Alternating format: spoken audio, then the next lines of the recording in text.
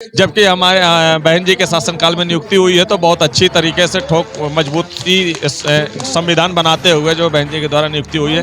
लेकिन वो ये कहते हैं कि आप लोगों की कोई नियमावली नहीं है, न कुछ है, ये सब चीज़ें आपको मिलना नहीं चाहिए। तो फिर अभी आपका घर कैसे चलेगा? पैसा तो आएगा नहीं। अरे घर कहाँ चले गए? अरे बहुत टोला पड़ोस महाजी के दया लागे दे दे, और नहीं तो भूखी बैठी रही हैं। इतनी मजबूरी है। अपने पेट के बड़े ही अनाज पड़ी है 15 दिन से, कि हमारी सारी सुनवाई हो जाए, कम से कम बच्चन के भविष्य बन जाए। तो सरकार में हुई थी। हाँ, तो बहन जी की सरकार में हुए थे, उस समय भी ऐसी कुछ दिक्कतें थी आपकी? जब नौकरी लगी थी तो आपको लग रहा था? कुछ नहीं था, तब सब कुछ अच्छा था। अरे बहन, दिक्कत है कि भूखे मर रहे हैं, भूखे बच्चे मर रहे हैं। हम लोग यहाँ फैशन में, ठंडी इतनी कड़क, नीचे से पल्ली गल रही है, इतनी ठंडी में बैठे का शौक के लिए थोड़ी बैठे हैं बच्चे। सैलरी से 10% 12% जो कटौती होता है, इन लोगों ने पता नहीं कहाँ उसको रखे हुए हैं, उसका घोटाला के लिए मतलब पता नहीं चल रहा है।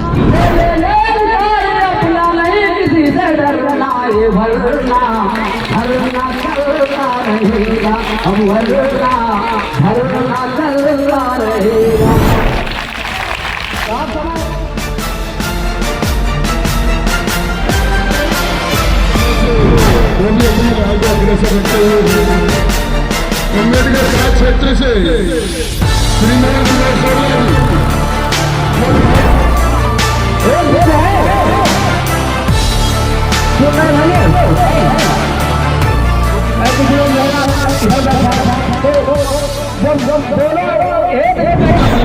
साधु जय भीम। मैं हूं इंजीनियर स्नेहा और आप देख रहे हैं नेशनल चौपाल। इस वक्त हम हैं लखनऊ के इको गार्डन में और आप ये देखिए, इको गार्डन का ये धरना स्थल है और ये लोग आप देख सकते हैं, ये तमाम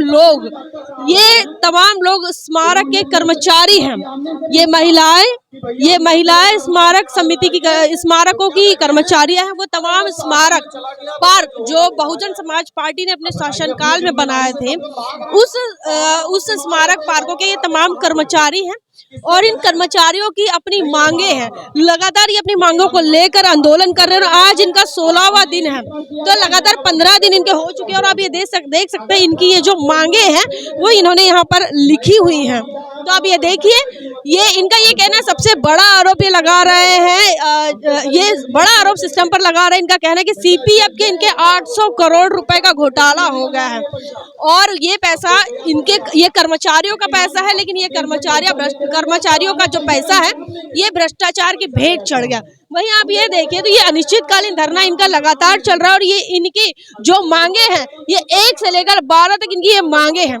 अभी भी कई कर्मचारियों के घरों में जो है, जो श्रमिक है, जो कर्मचारी है, उनकी देहांत हो जाता है तो उसके बाद उसके घर परिवार को कोई सुरक्षा नहीं है। तो ये तमाम महिलाएं हैं और ये जो स्मारक पार्क है ये लखनऊ में है, बादलपुर में है और नोएडा में है। तो ये उत्तर प्रदेश के अंदर इन 3 जगहों के जो कर्मचारी है वो तमाम कर्मचारी यहाँ पर मौजूद हुए हैं। और आप ये देखिए, ये महिलाएं हैं, ये तमाम लोग, ये देखिए, ये हमारी मांगे पूरी करो, ये आपको दिखा रहे हैं।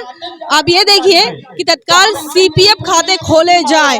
वहीं आप ये देखिए, पुनरीक्षित वेतन लागू करने की बात की जा रही है, चिकित्सा सुविधा की बात की जा रही है, वेतन विसंगति को दूर करने की बात की जा रही है। तो ये तमाम मांगों को लेकर ये तमाम जो लोग हैं यहाँ पर मौजूद हैं और लगातार 15 दिनों से ये लोग जो है आंदोलन कर रहे हैं। बताएं आपको कि आज 1 जनवरी है, पूरे देश के अंदर नए साल की बधाइयां दी जा रही हैं। पूरे देश में ही नहीं बल्कि पूरे विश्व में नए साल की शुभकामनाओं के साथ आज का दिन जो है वो शुरू किया जा रहा है। नए साल की शुरुआत हो रही है, कहीं जश्न मनाया जा रहा है। लेकिन ये तमाम लोग, वो कर्मचारी, पार्कों के कर्मचारी, ये तमाम लोग जो बहुजन समाज पार्टी ने अपने शासनकाल में जो पार्क बनाए थे, जो स्मारक बनाए थे, जो प्रेरणा स्थल बनाए थे, वो उसके कर्मचारी है। ये बहुजन समाज पार्टी ने अपने शासनकाल में अलग तरीके से नई रिक्रूटमेंट और नई नौकरियां, नई रोजगार के अवसर तैयार करने के लिए दिया था। और ये तमाम लोग जो है आज अपनी मांगों को लेकर यहाँ पर आंदोलन कर रहे हैं। एक और बात यह है कि बहुजन समाज पार्टी ने जिन शर्तों के साथ इन्हें नौकरी पर लिया था, उसके बाद बाद जिनकी जिनकी सरकार आई, चाहे समाजवादी पार्टी की हो चाहे बीजेपी की सरकार हो, इनकी समस्याओं को नहीं सुना गया। तो ये आज यहाँ के लोगों की क्या समस्याएं हैं, उनसे हम बातचीत करने की कोशिश करेंगे। कर्मचारियों का शोषण बंद करने की मांग कर रहे हैं, हम लोगों से बातचीत करने का प्रयास करते हैं। कहाँ से आए हैं आप? मैम जो है अंबेडकर पार्क बाढ़ क्षेत्र से आए हैं। अंबेडकर पार्क वास्तव क्या मांगे हैं आपकी? आप लगातार 15 दिनों से धरना दे रहे हैं, आज नया साल है, लोग जो है जश्न मना रहे हैं। आज मैम हम लोग बहुत दुखी से यहाँ धरना पे बैठे हुए हैं। आज 15वां दिन है। हम लोग का वेतन विसंगति, सीपीएफ एनपीएस जो ये लोग मतलब भारी भरकम घोटाला, हम लोग की सैलरी से 10% 12% जो कटौती होता है, इन लोगों ने पता नहीं कहाँ उसको रखे हुए हैं। उसका घोटाला के लिए मतलब पता नहीं चल रहा है। नहीं पता चल रहा है। हम लोग के वेतन विसंगति 2011 से अभी तक रुका हुआ है। तब आधी अधूरी पैसा मिलता है, आधा अधूरा पैसा मिलता है। इस वजह से हम लोग के बच्चे शिक्षा से वंचित हो रहे हैं और स्वास्थ्य से वंचित हो रहे हैं। अभी कितनी सैलरी मिल रही है आपको? अभी जो 26,000 रुपये मिल रही है। हाँ, अभी आपका कहना है कि उसमें बढ़ोतरी होनी चाहिए। बढ़ोतरी मैडम, हम लोग जो है दूर दूर से हैं। हम लोग बनारस के रहने वाले हम हैं, तो यहाँ नौकरी करते हैं, तो यहाँ 6,000 रुपये रूम का भाड़ा देते हैं। बाकी और से खर्चे हैं, बच्चे साथ में रह रहे हैं तो उनका खर्चा है, इसलिए हो नहीं पाता। बच्चे जो है शिक्षा से जो कमजोर होते जा रहे हैं, स्वास्थ्य से शरीर से कमजोर होते जा रहे हैं। आपका ये कहना है कि स्वास्थ्य सुविधा भी मिलनी चाहिए, चिकित्सा सुविधा की मांग कर रहे हैं। चिकित्सा सुविधा कुछ नहीं है ना, मृतक आश्रित है, कुछ नहीं सुविधा है।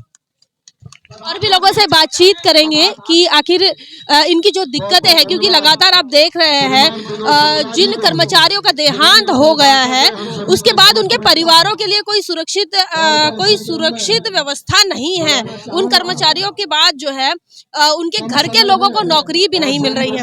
आप कहाँ से हैं? हम सीतापुर जी। तो आप भी कर्मचारी हैं? हम भी कर्मचारी हैं। कहाँ पर नौकरी है? यही इको गार्डन में नौकरी है। अच्छा, क्या आपकी क्या दिक्कत है? दिक्कत हम लोगों ने मैडम बहुत है दिक्कत, ना सैलरी बढ़ रही है और जो ने कट रहा पैसा यह ना पता कहाँ जा रहा है। इसके पहले आपकी जब से नौकरी लगी है तब से आप लखनऊ में रहते हैं? लखनऊ में रहते हैं, दुबग्गा से आते हैं जी। आपका सैलरी नहीं बढ़ रहा, इसी के साथ साथ ये भी कहा जा रहा था कि अगर मान लो बीमारी हो गई, तबीयत खराब हो गई, बीमारी हो गई है, तो इसका इलाज का कोई व्यवस्था नहीं है? कोई ना व्यवस्था है इलाज के। आपका बीमा तो कट रहा था? बीमा कटा हुआ पता नहीं कहाँ जा रहा है मैडम। बीमा कट रहा, पता नहीं कहाँ जा रहा। पता नहीं कहाँ जा रहा, पीपीएफ हो बीमा कुछ ना पता कहाँ जा रहा।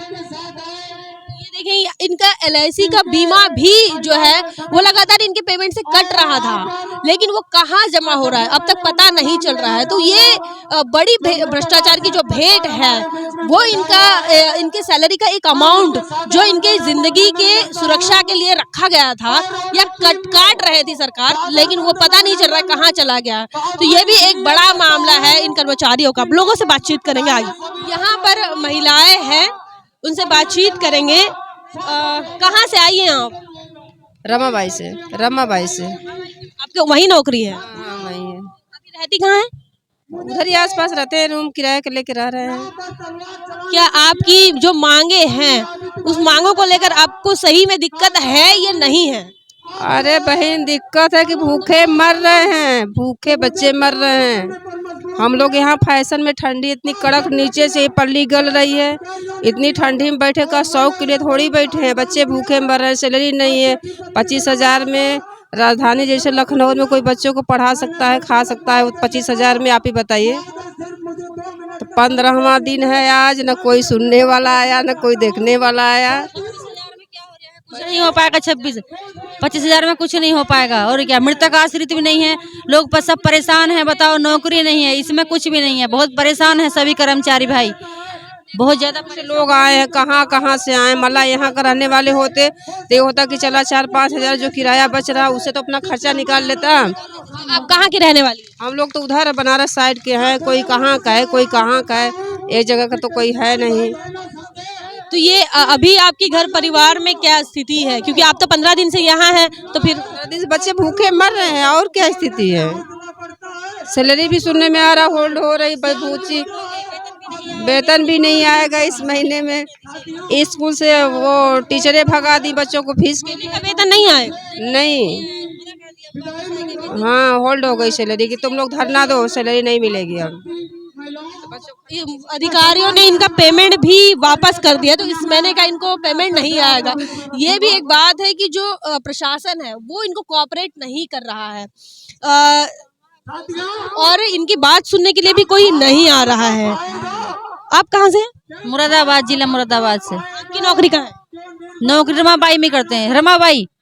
ये रमाबाई अंबेडकर पार्क, यहाँ पर ये लोग नौकरी करते हैं और वहाँ के कर्मचारी हैं। बस यही हमारी मांगे जो हैं वो पूरी हो जाए, हम लोग धरना खत्म कर देंगे। मांगे पूरी नहीं करना चाह रहे मोदी, प्रदेश के मुख्यमंत्री? क्यों नहीं करेंगे, जरूर मांगे पूरी करेंगे। 15 दिनों से आप लोग बैठे हुए हैं।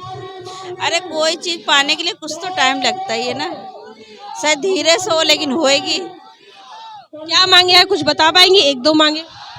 एक दो यही है कि हमारा कि मृतक आशीष हो जाए, पुनरीक्षण वाला हो जाए, और भी सब 11 मांगे लिखी, देख लीजिए। कर्मचारियों की हमने सुना है कि जो है देहांत हो चुका है कुछ लोग जो है, तो ये भी मृतकों के परिवार से भी कुछ मांगे हैं।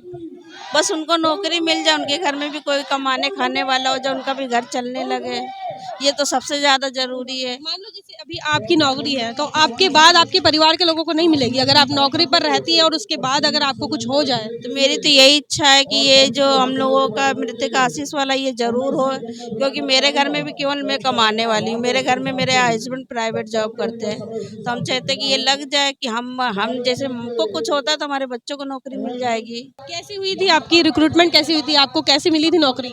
हम लोगों ने इसमें फार्म भरे थे, फिर हम लोग का इंटरव्यू हुआ था, फिर ज्वाइनिंग लेटर आया था, फिर नियुक्ति हुई थी हम लोग की। तो बसपा सरकार में हुई थी? हाँ, मतलब एनजी की सरकार में हुए थे। उस समय भी ऐसे कुछ दिक्कतें थी आपकी? जब नौकरी लगी थी तो आपको लग रहा था? कुछ नहीं था, तब सब कुछ अच्छा था। हाँ, सब बढ़िया था। जितने भी पार्क बहुजन समाज पार्टी के शासनकाल में बने, स्मारक स्थल हो, पार्क हो, उन तमाम जगहों के कर्मचारी यहाँ पर आए हैं, और जिसमें कि खासकर नोएडा, बादलपुर और लखनऊ में जो कर्मचारी है वो आज यहाँ पर एकत्रित हुए और लगातार 15 दिनों से ये संघर्ष कर रहे हैं। और उसके पहले भी हमने देखा है कि जब इनकी मांगे लगातार उठती रही हैं और इनको आश्वासन देकर जो है इनको उठाया जाता है और फिर इनको काम पर लगाया जाता है, लेकिन इनकी बात नहीं सुनी जाती। ये देखिए यहाँ पर लिखा है स्मारक समिति लखनऊ, मृतक आश्रित के परिवार को सेवा में लिया जाए।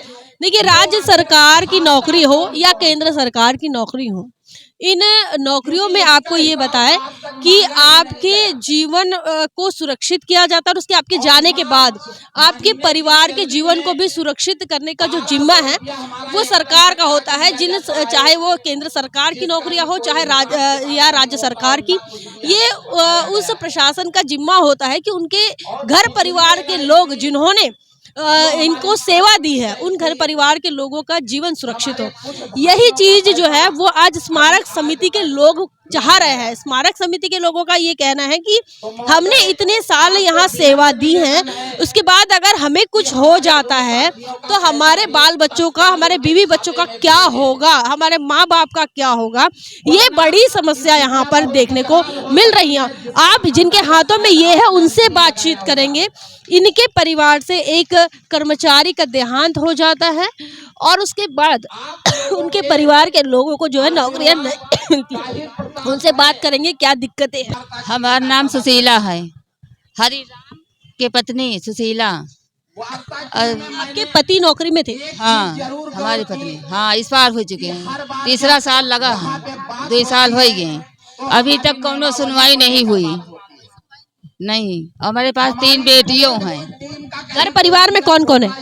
हमारे घर में के है जेठ साहब, वो भी इस बार हो गए, हमारे पति हैं वो भी इस बार हो गए। अब 3 लड़की हैं मेरे पास, वो लड़की कहाँ जाएंगी?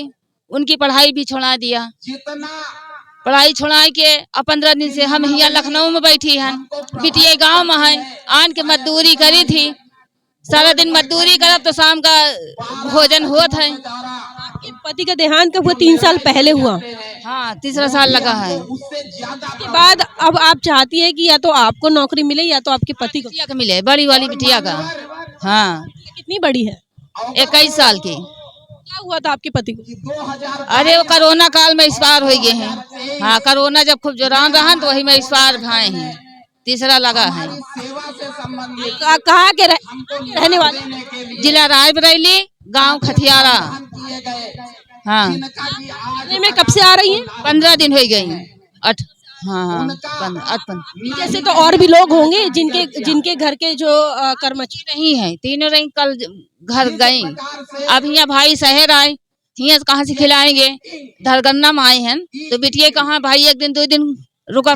15 दिन से हम रही नहीं दूसरे के यहाँ। अब कहाँ रहती हैं, कहाँ रह रही हैं और यहाँ आंदोलन में आ रही है 15 दिनों से?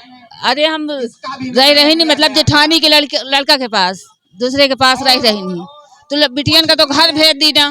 अब हम यहाँ बैठी हैं।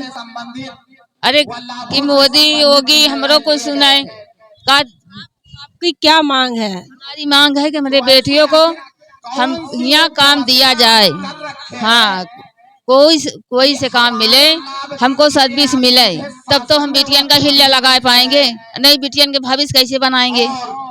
तो हमारा मांगन यही है मोदी से योगी से कि हमारा मांगन पूर्ण करें। हम बहुत दुखी हो चुके हैं, हमारे 3 बेटियां हैं, इतना दुखी हैं कि बहुत मजबूरी आ चुकी है। कैसे चलता है? दूसरे का मजदूरी करी थी तो पेट पाली थी, केव के खेते में निरावे गोले का पड़ा तो वही का करी थी, तो शाम को भोजन हुआ था ना गई तो फिर पेट दाबे बैठी रहो। हमारे पास खेती भी नहीं है, हमारे पास कोई धंधा ही नहीं है। आज एक औलाद हो तो थोड़ा सहारा होता, औलाद है नहीं है तो किसके सहारा लें? बेटियां किसके कहाँ जाएंगे? लड़की जात है ना, कहाँ जाएंगे? बेटियां पढ़ रही है, स्कूल पढ़ रही है? पढ़ी हैं, फाइनल करे हैं, पढ़े हैं। 15 दिनों से आप यहाँ हैं तो फिर अभी आपका घर कैसे चलेगा? पैसा तो आएगा नहीं। अरे घर कहाँ चले गए? अरे बहुत टोला पड़ोस महाजे के दया लागे दे और नहीं तो भूखी बैठी रही हैं।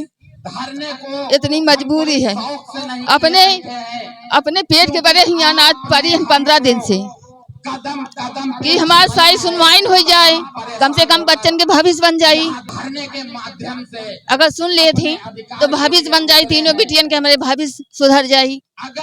कैसे पेट पाल रही नहीं वो बड़ी, इतनी मजबूरी है कि हम अपना मजबूरी किससे कहें। तो यहाँ पर बुद्ध विहार शांति उपवन में इनके पति की नौकरी थी और बताइए, देखिए जो बात वो कर रही थी उनका भी दिल भर कर आ रहा था, आंखों में आंसू हमारे भी आ गए। जब घर का साया जो है, जो परिवार का प्रमुख होता है, जिसके ऊपर जिम्मेदारी होती है, वो कोरोना काल में निकल गए। कोरोना काल में वो चल बसे। कोरोना योद्धाओं के नाम पर भी देश के अंदर बड़ी वाहवाही की गई। इतना ही नहीं, कोरोना काल में जो कर्मचारी का देहांत हुआ उनके परिवारों को भी जो है मान सम्मान और सहारा के तौर पर आर्थिक सहायता दी गई। लेकिन वही स्मारक कर्मचारी जो है, स्मारक समिति के जो कर्मचारी है, उनके साथ भेदभाव हो रहा है। उन्हें राज्य सरकार के कर्मचारी का दर्जा अगर मिल गया होता तो आज उनकी बेटी नौकरी पर होती। जी, मैंने सभी को शासन में अवगत करा दिया है पत्राचार के माध्यम से। आज हमारा 15 दिन है। हम लोगों की जो नियुक्ति महेंद्र जी के शासनकाल में 2011 में हुई थी 1300 एवं 1400 ग्रेड पे हम लोग पुनरीक्षित वेतन मांग कर रहे हैं, जिसमें ग्रेड पे 1800, 5200, 20,200 लागू किया जाए। दूसरी मांग ये है कि मृताश्रित परिवार को सेवा का लाभ दिया जाए, क्योंकि 168 परिवार हो गया, उनके बच्चों की शिक्षाएं प्रभावित हो रही हैं और भुखमरी की कगार पर चल रहे हैं। तो मैं चाहता हूँ कि उनके परिवार को सेवा पर लाभ दिया जाए।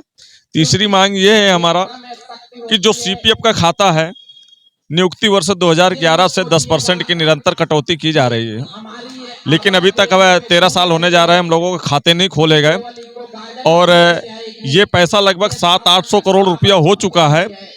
कहाँ गया, कहाँ नहीं गया, इसमें कोई एक पिछले साल लखनऊ विकास प्राधिकार सचिव जो हमारे स्मारक समिति के मुख्य प्रबंधक हैं, उनके द्वारा एक FIR दर्ज कराई गई थी, जिसमें 10 करोड़ 75 लाख रुपए का गबन हुआ था। तब हम लोगों की आंखें खुली कि हमारे घरों में डकैतियां पड़ी हैं। तब से हम अपने भविष्य निधि खाते के पैसे को लेकर के चिंतित हैं, क्योंकि जो 10% पैसा कटवा रहे हैं तो अपने बच्चों का पेट काट के, अपना पेट काट करके बुढ़ापे की सहारा है, बच्चों का शिक्षा के लिए या शादी की व्यवस्था के लिए हम लोग एकत्रित करा रहे हैं, तो वो पैसा जमा कराया जाए। लेकिन वो पैसा ऐसा लग रहा है कि 800 करोड़ रुपये पूरा घोटाला ही कर चुके हैं, क्योंकि ये अधिकारी हमारे सुन नहीं रहे हैं। तो हमारा वो खाता खुलवा कर वो पैसा मूलधन जमा कराया जाए, प्लस उसका नियोक्तांशदान और समय समय पर जो सरकार के द्वारा ब्याज दरें तय की गई हैं वो ब्याज सहित हमारा पैसा खाता खुलवा करके समस्त कर्मचारियों का एक यूनिक इंडेक्स नंबर उपलब्ध कराया जाए। चौथी मांग ये है कि हम सवेतन चिकित्सा अवकाश, कारण ये है देखिए कि हमारे यहाँ एक मेडिकल का अंग है प्रसूति अवकाश।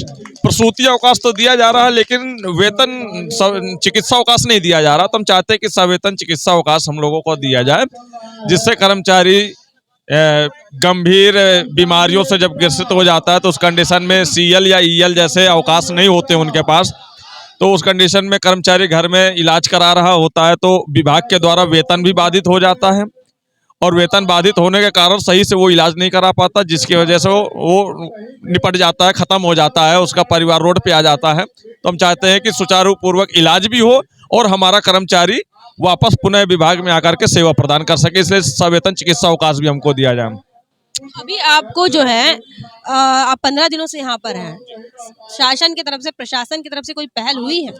जी, कोई पहल नहीं हुई है। पहल 2 बार हुई है, जो है हम लोग जो है माननीय मुख्यमंत्री महोदय जी को ज्ञापन देना चाहते थे। 20 दिसंबर को हम लोगों की एक वार्ता करवाई गई। प्रमुख सचिव आवास शहरी नियोजन स्मारक समिति के जो अध्यक्ष हैं, ये बता करके वार्ता कराने के लिए हमको ले जाया गया यहाँ से पुलिस सुरक्षा के द्वारा। लेकिन वहाँ जाने के बाद पता चलता है कि जो हमारे स्मारक समिति के अध्यक्ष हैं वो छुट्टी पर हैं। वहाँ के एक सचिव रणवीर प्रकाश जी से वार्ता हुई, तो हालांकि बहुत अच्छा रिजल्ट उन्होंने नहीं दिया और आश्वासन ही दिया कि 2-3 दिन में ऐसा हो जाएगा वैसा हो जाएगा, बाकी आप लोग आंदोलन ख़त्म कर दीजिए।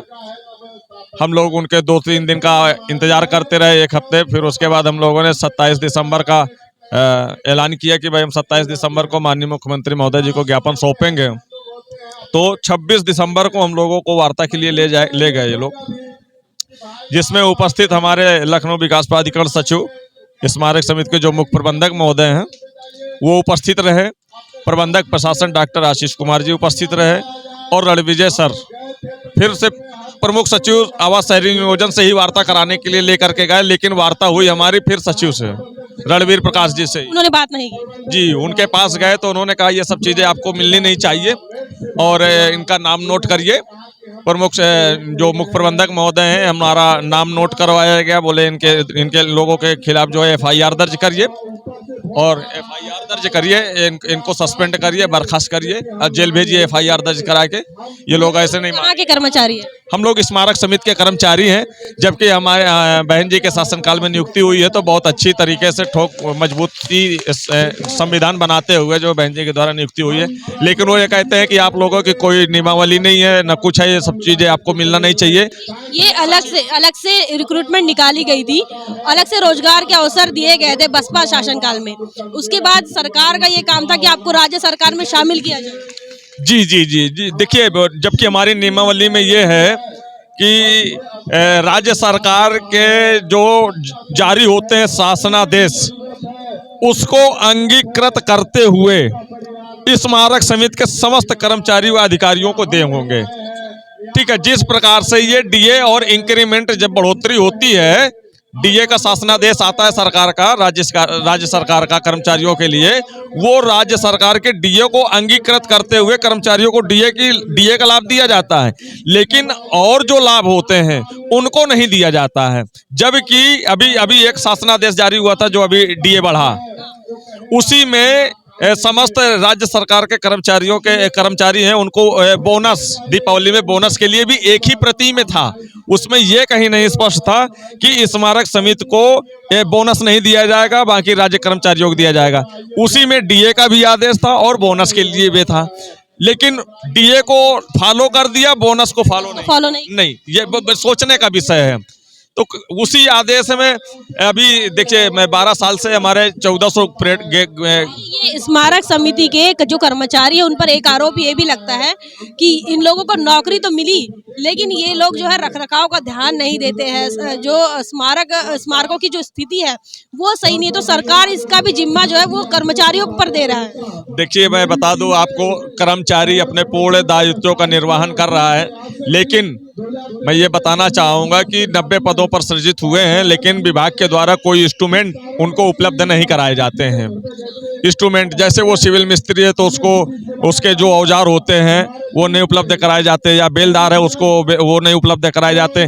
लगभग 24-25 सफाई कर्मचारियों के बीच में एक झाड़ू उपलब्ध कराया जाता है, एक पोछा उपलब्ध कराया जाता है कि इससे लेकर के जब ये काम कर ले तब आप अपने क्षेत्र की सफाई करिएगा। यहाँ तक ऐसी स्थितियाँ हैं। तो बहुत बड़े बड़े हैं। आपको बहन जी के शासनकाल में हमारे यहाँ गोल्फ कार्ट गाड़ियाँ बहुत सारी उपलब्ध कराई गई थी, लेकिन तब से जो है वो गाड़ियाँ गराजों में खड़े खड़े सड़ गई, जंग लगी जा रही, लेकिन उनको गाड़ियों को पर्यटकों के लिए चलवाई नहीं जा रही, जिससे कि स्मारक समिति का आर्थिक स्रोत बढ़ सके। अभी चटोरी गली प्राइवेट टेंडर दे दिए गए, जबकि स्मारक समिति में लगभग 24 कुक, 24 सहायक कुक, लगभग 40-50 वेटर, VIP लोन सफाई कर्मी, इस तरीके का सुपरवाइजर व्यवस्थापक से लेकर के लगभग 250 लोगों का स्टाफ है।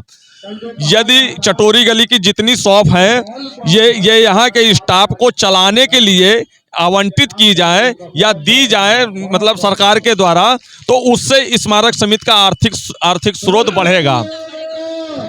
400 कर्मचारी हमारा लोहिया पार्क उसमें जनेश्वर मिश्र पार्क में लगा रखे हैं, जबकि वहां पर स्मारक समिति के कर्मचारियों का कोई काम नहीं है। जनेश्वर मिश्र पार्क के लिए लखनऊ विकास प्राधिकरण का एक टेंडर होता है कि यहाँ पर सफाई व्यवस्था हुई तो इतने कर्मचारी रखने हैं, लेकिन वो टेंडर तो पास होता है, लेकिन वहाँ पर हमारे स्मारक समिति के कर्मचारियों से आप ही से काम लिया जा रहा है। हाँ, और जो जनेश्वर मिश्र होने वाला जो आय का स्रोत है उसको अपने लखनऊ विकास प्राधिकरण में जमा कराया जाता है। ठीक इसी तरह रिवर फ्रंट में भी हमारे कर्मचारी लगे हुए हैं, वहां का भी पैसा जमा कराया जाता है। लखनऊ विकास प्राधिकरण के और भी बहुत से पार्क हैं जहां पे हमारे स्मारक समिति के कर्मचारियों से काम लिया जाता है, लेकिन उन पार्कों से जो आर्थिक आमदनी होती है वो स्मारक समिति में न छोड़ करके लखनऊ विकास प्राधिकरण के कोष में जमा कराया जाता है। और लगभग 1500 कर्मचारी हमारे निर्वाचन का भी कार्य कर रहे हैं, G20 सम्मेलन का भी काम किए। माननीय मुख्यमंत्री महोदय शपथ समारोह में जा रहे हैं या कहीं और जगह कार्यक्रम होते हैं, वहां पर लगा दिया जाता है। आपका नाम क्या है? मेरा नाम कौशल किशोर आदित्य है, मैं चतुर्श्रेणी कर्मचारी हूँ, कुक की पोस्ट पर हूँ। कहाँ पे नौकरी थी आपकी? मैं बौद्ध विहार शांति उपवन में तैनात हूँ, और लगभग जो कुक और सहायक कुक हैं हमारे और वेटर हैं, उनसे विभाग में छोड़ करके उनसे IAS PCSों के कोठियों में काम लिया जा रहा है, घरों में। नियुक्ति प्राधिकारी महोदय के घर में खुद आवास में 40 कर्मचारी लगे हुए हैं, 40 कर्मचारी। ये गलत है, जबकि जो 40 कर्मचारियों को एक बार अपने जेब से वेतन व्यय करके देखिए, नहीं कर पा रहे हैं ना। पर्सनल नौकर बना के रखा जा रहा है। बिल्कुल बिल्कुल।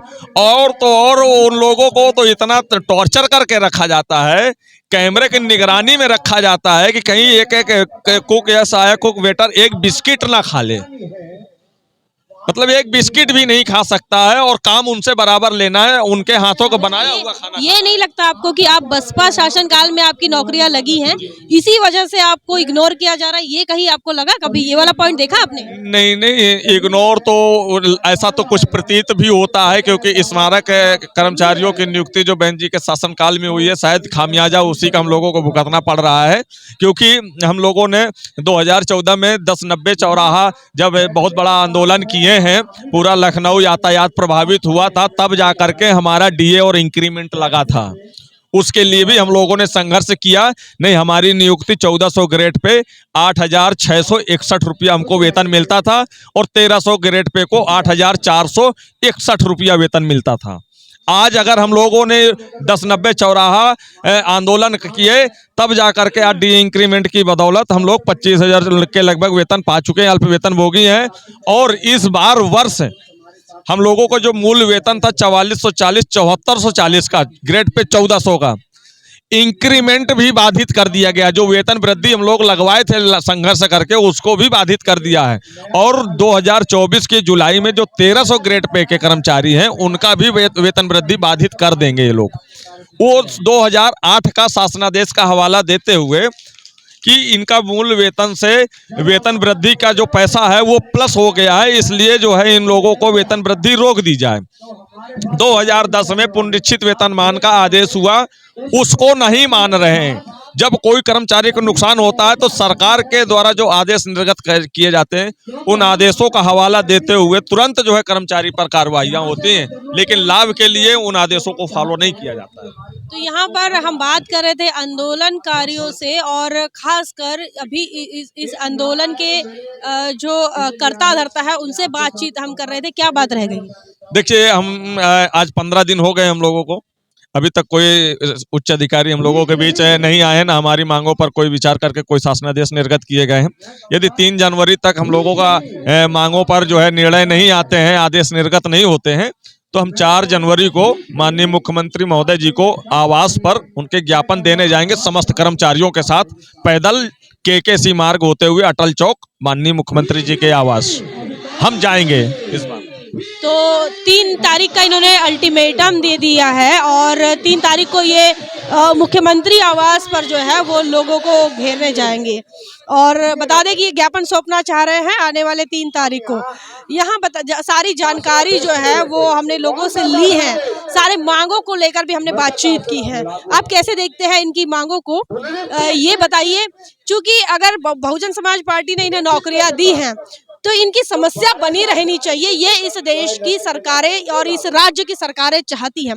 चूंकि अगर इनकी कोई समस्या ना हो तो ये हमेशा बहुजन समाज पार्टी और उनकी सरकार की वाहवाही और गुणगान करेंगे, लेकिन अगर इनकी समस्या बनी रहेंगी तो ये हमेशा इस बात से दुखी रहेंगे कि अगर हमारी बसपा शासनकाल में भर्तियां ना होती, बसपा शासनकाल में अगर हमें नौकरियां नहीं मिली होती, तो हमें इस प्रकार से तकलीफें नहीं होती और हम राज्य सरकार के कर्मचारी होते।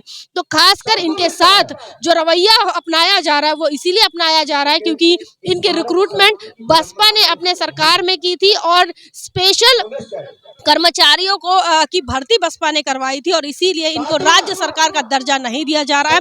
साथ में इनको तमाम चीजें जो मुहैया होती है राज्य सरकार को, पेमेंट से लेकर तमाम चिकित्सा सुविधा तक कोई भी सुविधा जो इन्हें नहीं मिल रही है। इन तमाम समस्याओं को लेकर आपका क्या मानना है, कैसे देखते हैं इनकी समस्याओं को, इनकी दिक्कतों को? कमेंट सेक्शन में जरूर लिखें, बताएं कि क्या आप सोच रहे हैं। तब तक के लिए बने रहे नेशनल चौपाल पर। जय भीम, जय भारत।